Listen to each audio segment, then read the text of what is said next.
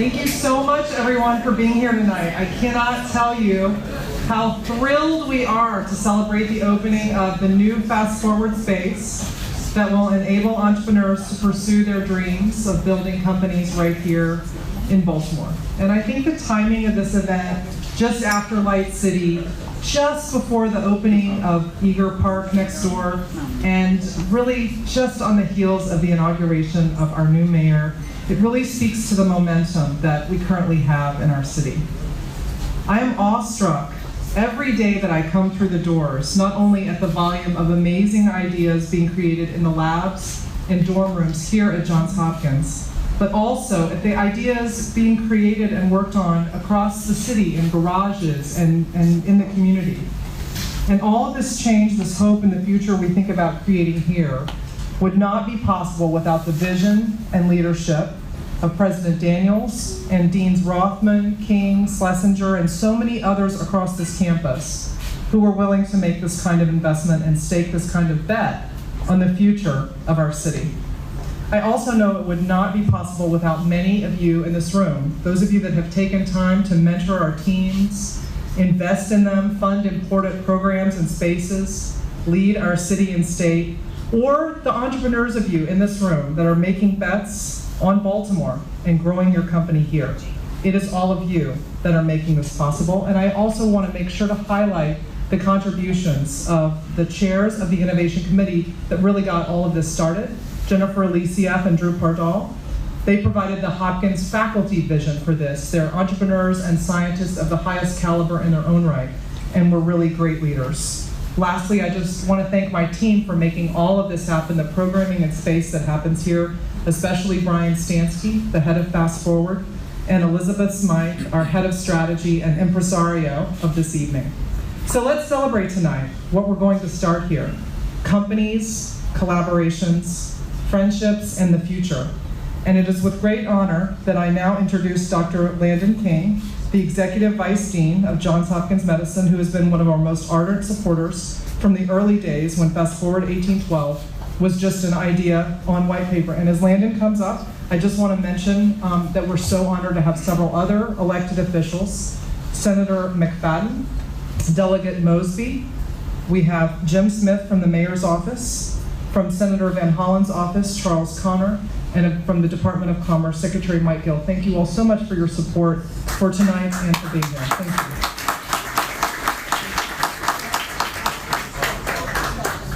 And Councilman Stokes, thank you so much. I didn't see you come in. Thank you so much. Well, thank you, Christy, and good evening. What a fantastic event, what a fantastic occasion.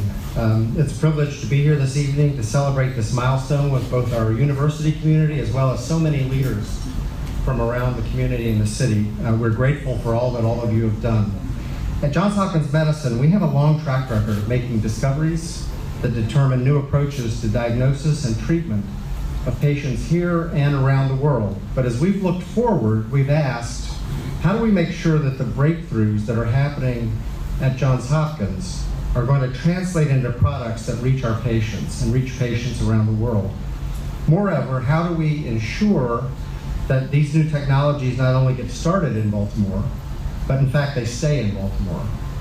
Over the past several years, with the leadership of President Daniels, Christy Weiskell, and many others, we have significantly enhanced our tech transfer infrastructure so that researchers who want to move their inventions from idea to market can do so more easily and more effectively. We opened a smaller FastForward across the street in the Rangos building as a down payment on innovation, if you will. That space was filled from the first day, portending the need for this. This new hub at 1812 Ashland increases the available lab space to support that innovation and advancement of ideas by 7-fold, so that those with startups who want to stay here in East Baltimore, and there are many, many people that do, now have that opportunity with room to grow. Of course, we're providing more than just physical space. Here, ideas flow back and forth among scholar inventors working on a wide range of problems.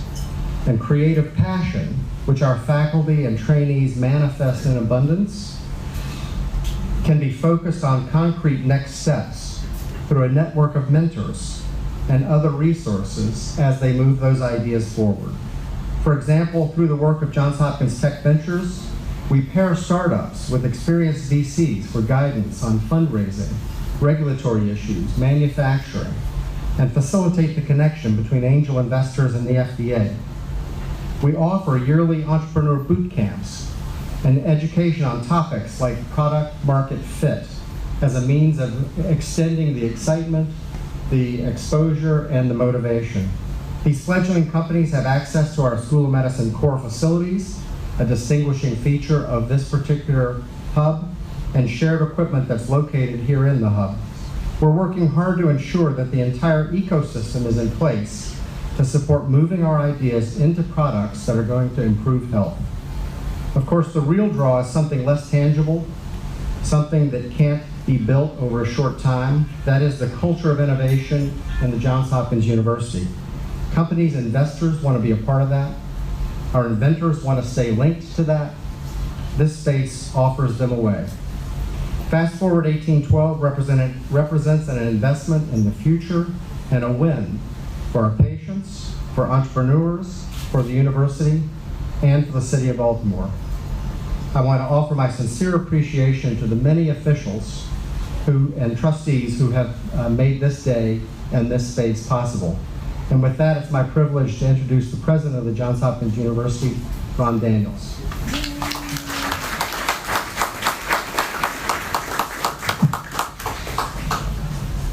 Thanks, Landon. It's truly a great moment to be here at the official ribbon cutting for this space. And it truly takes a village to get us to this moment. And I want to thank all of you who are here representing so many different parts of Baltimore's communities for coming to attend this event. I would be really remiss, though, if I didn't say what so many of us are thinking, of course, which is how lucky we are to have Christy Weiskull here at Hopkins, in Baltimore, and leading this particular effort. You know, she's an impresario extraordinaire.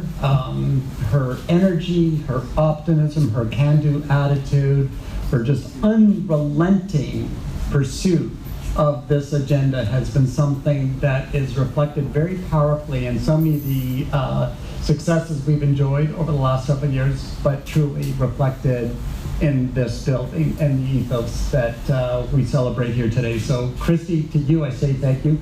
Bob Embry, I've told this story many times, but it was Bob Embry that introduced Christy to me in the first place.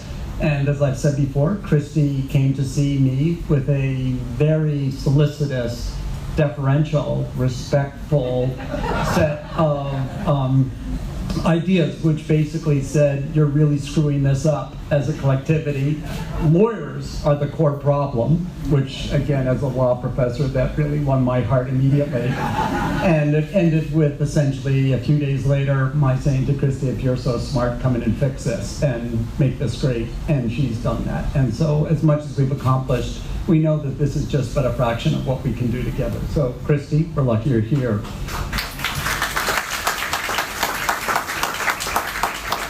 Start here. It's a great tagline for FastForward 1812. You saw it on your invitation, on the signs around here, including this ever so subtle one behind me.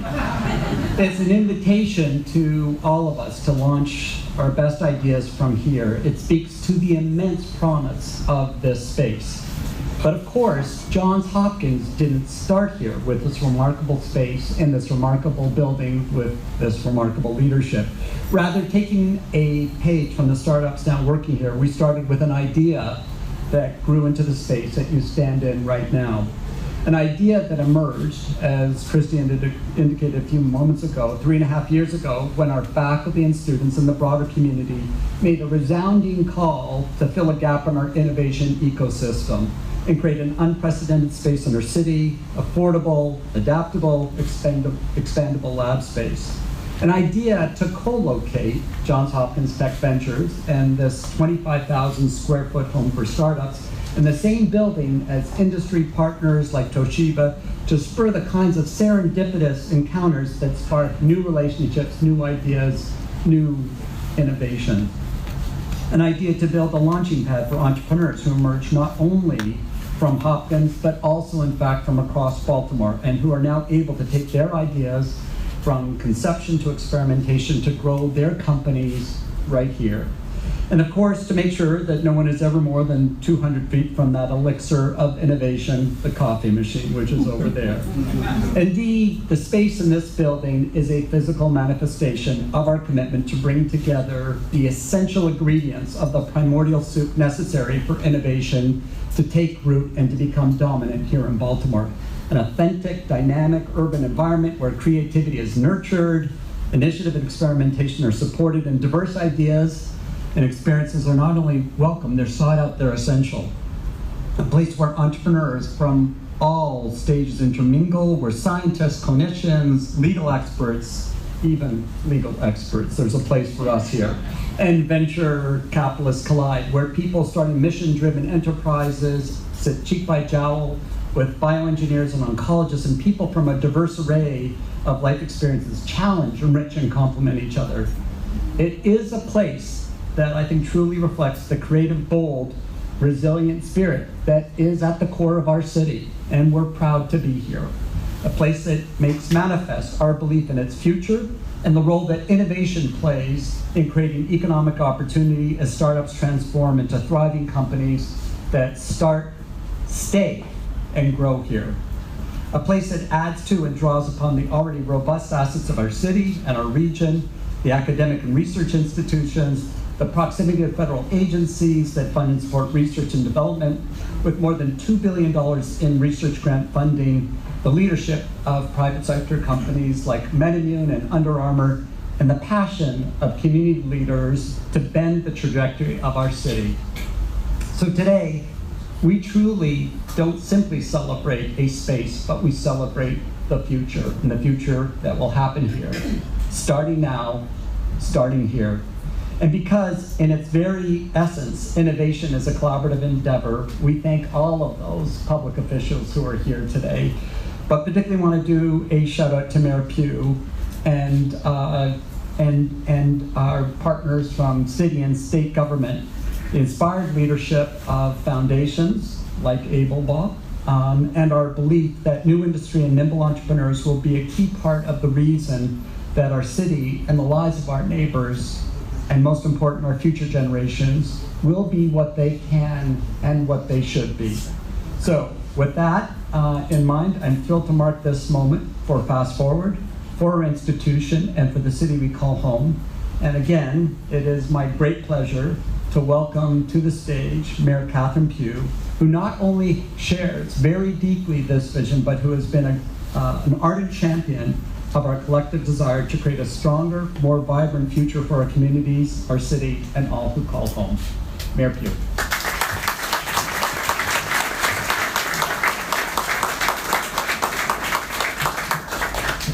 I want you to know that every time I look at you, I think about that moment when we were sitting and having a cup of tea, and you said to me, share your vision for housing in Baltimore. And I talked about creating these neighborhoods and communities, and tears practically came to his eyes, and he said to me, you've got to come to Eager Park. Because I talked about, yes, I talked about being able to invest in people who live in our city to get them to take on the opportunities of housing that we could create in those neighborhoods. And when I came, and I said, we need to be able to create a lottery or something like that. And tears practically rolled down your eyes, and you said, you gotta come to Eager Park. We're doing that this weekend. And I got to choose the first 10 individuals who would now be living, if you've not looked out the window and taken a look at Eager Park, that will live there. Because Johns Hopkins decided that they would invest $35,000 for every individual who worked at Hopkins who wanted to live there. So thank you for sharing your vision with me. Thank you so much. And I think you've already said it, but I can't say it enough, that Christie is more than a gem to Baltimore. You're a visionary, and we really do appreciate your vision, your work, and your tenacity to take a vision and to make it a reality. And I think everybody has a Bob Embry story, and I have one too. Mine began with Fish Out of Water, where I came to Bob Embry and said, you know, we've got this wonderful idea to put art inside of Baltimore's communities, and all I need is $100,000 to jumpstart this idea. I was a new city council person at that time, and Bob looked at me. I said, the mayor wants it. He said, the mayor wants it? I said, yeah, the mayor wants it.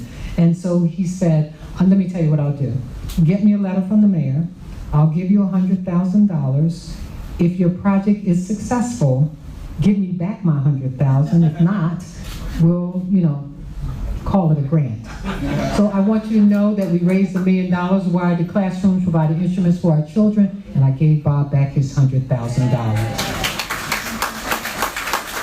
But let me tell you how excited I am to be standing right here. Because when you think about the innovation and the technology and the biotech companies that can grow right here, that can be a part of creating manufacturing and bringing it back to Baltimore, who can start their companies from a vision, an idea, and then to be reinforced by an institution such as Johns Hopkins. How good does it get? It doesn't get much better than that. And so I'm excited because I know that 1812, fast forward, 1812, not only will start here, will grow here, and will be a part of our economy.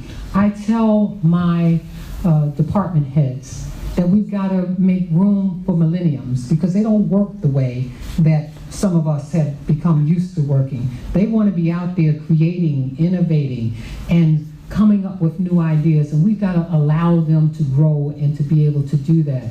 And I met a gentleman here, he told me you're in LA, but what he's investing in is companies right here. So everybody knows that we stand on the forefront of stimulating our economy with the ideas and individuals that we know will change what America will look like in the next 10 years, 20 years. Can you imagine? You can think back, some of you older folks that are in here. 20 years ago, who knew we would have cell phones in everybody's hands, including 3, 4, and 5-year-olds? Just try to think what this world is going to look like 20 years from now with the innovation, creativity, and all of the accomplishments that will take place in this space. I can tell you that we realize that Baltimore no longer will allow the quarters of 270 to take on all of those tech companies because we know we can do it right here. So I'm excited, and I'm so proud of Johns Hopkins and its investment in Baltimore, its investment in young people, its investment in ideas and innovation that can change our communities forever. But it is how we collaborate and work together that will make a difference in Baltimore for years to come. So for that, I thank everyone, Johns Hopkins University, all of our elected officials, because I got to work with them all the time, so I got to thank them again.